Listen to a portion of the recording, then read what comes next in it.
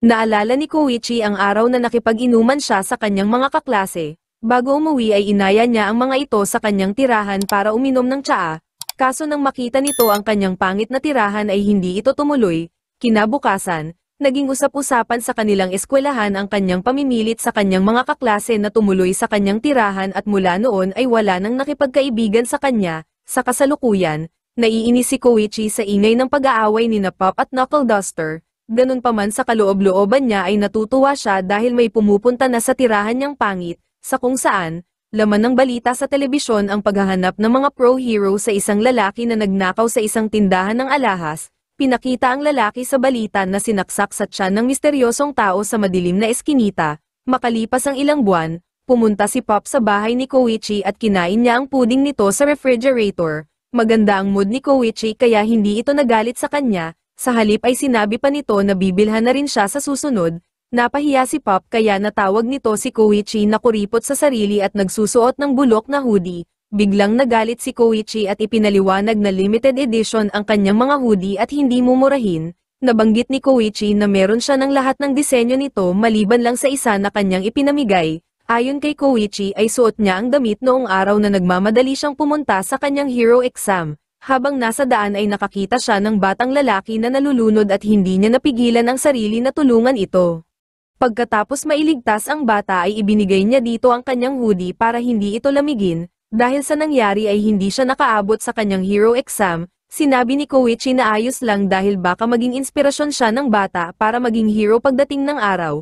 Ganun pa man imbes na matuwa ay nagalit pa si Pop kay Koichi dahil tinapon nito ang kanyang pangarap ng ganun na lang. Hanggang sa pag-uwi ay naiinis pa rin si Pop kay Koichi at tinatawag itong bobo. Lumalabas na si Pop pala ang batang nalulunod at nagagalit ito dahil akala ni Koichi ay lalaki siya. Ayon kay Pop noong araw na yun ay sinubukan niyang mag-shortcut sa ilog gamit ang kanyang lip quirk kaya siya nahulog. Mula nang iligtas siya ni Koichi ay hindi na ito nawala sa kanyang isip kahit pa nahanap na niya ito at nakakasama.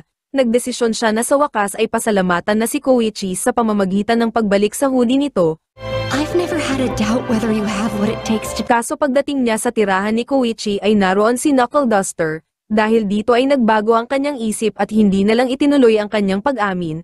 Nang magtanong si Koichi tungkol sa dala niyang bag ay napilitan na siyang umuwi. Pagdating sa kanyang silid ay isinuot na lang niya ang hoodie para pigilan ang kanyang pagkainis sa nangyari. Kinabukasan, pinauwi na ng mga pulis ang natalong instant villain ng grupo ni Koichi matapos magbigay ng impormasyon tungkol sa nagpapakalat ng trigger. Kaso muli itong binigyan ni Hachizuka ng trigger para maging instant villain. Nagtaka si Koichi nang makita ito na muling nagwawala sa kalsada. Nagdesisyon si Koichi na harapin ang instant villain kahit wala si Knuckle Duster. Inutusan niya si Pop na tumawag ng mga pulis habang kinukuha niya ang atensyon ng instant villain.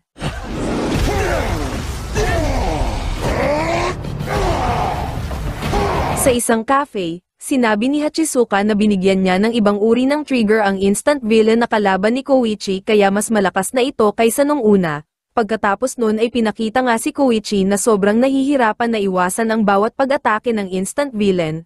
Buti na lang ay may dumating na ibang vigilante at tinulungan siya.